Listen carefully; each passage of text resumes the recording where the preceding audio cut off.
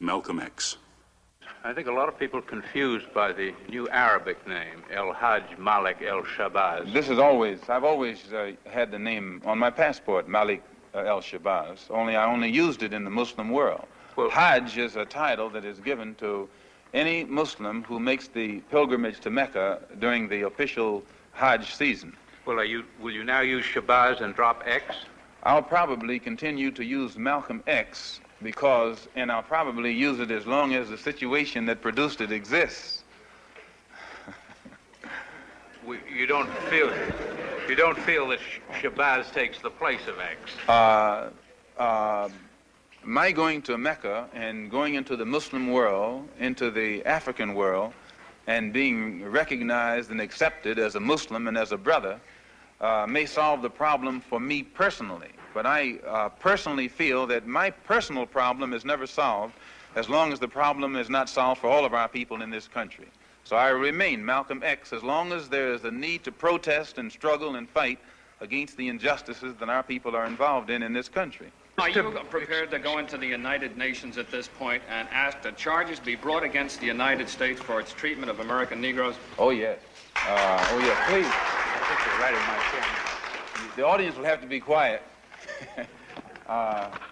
Yes, as I pointed out when I was during my traveling, that African nations and Asian nations and Latin American nations look very hypocritical when they stand up in the United Nations condemning the racist practices of South Africa and that which is practiced by Portugal and Angola, and saying nothing in the UN about the racist practices that are manifest every day against Negroes in this society.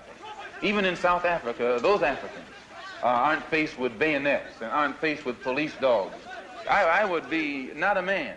If I was in a position to bring it in front of the United Nations and didn't do so, I wouldn't be a man. Malcolm, do you intend to lead the charge in the United Nations? Well, I find that to say you're going to lead something creates a lot of hostility, division, jealousy, and envy.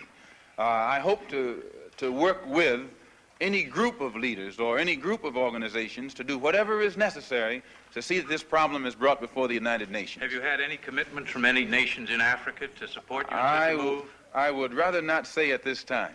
But one thing I found in my travels, all of them look upon us as their long-lost brother. You realize the implication is that you have had such commitments when you say... This is your interpretation of what I said.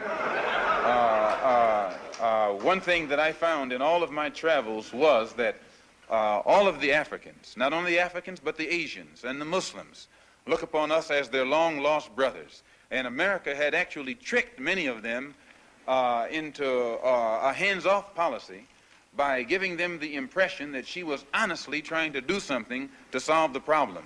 My argument over there was designed to prove that it is impossible for the United States government to solve the race problem. It's impossible. Malcolm, on your trip abroad, you said you sensed a feeling of great brotherhood and that conceivably you would be working toward integration in this country now. At least this is what you're reported to have said. Have you any comment on it? I don't think that I ever mentioned anything about working toward integration. They haven't even got integration right here in New York City. You have worse integration problems in the North than they have in the South. So if it doesn't work if you can't bring about integration in New York City as international, cosmopolitan, up-to-date as it's supposed to be, you will never get integration anywhere else in the country. Are you prepared to work with some of the leaders of the other civil rights organizations? Certainly. Certainly. We will work with any groups, organizations, or leaders in any way, as long as it's genuinely designed to get results. Does your new beard have any religious significance?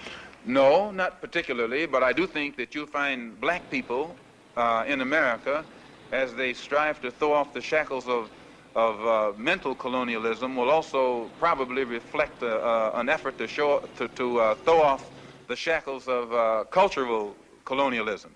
And they may begin to reflect desires of their own, with standards of their own. Malcolm, your more controversial remarks was a call for black people to get rifles and form rifle clubs sometime back. Do you still favor that for self-defense? I don't see why that should be controversial. I think that if white people found themselves the victim of the same kind of brutality that black people in this country face, and they saw that the government was either unwilling or unable to protect them, that the intelligence on the part of the whites would make them get some rifles and shotguns and protect themselves. Now, Negroes are developing some kind of intellectual maturity too, and they can see that having waited upon the government to protect them has been a wait that has been in vain. So any of them who live in areas where the government is not able to do its job, then we do have to get together and do a job of protecting ourselves. No Negro leaders have fought for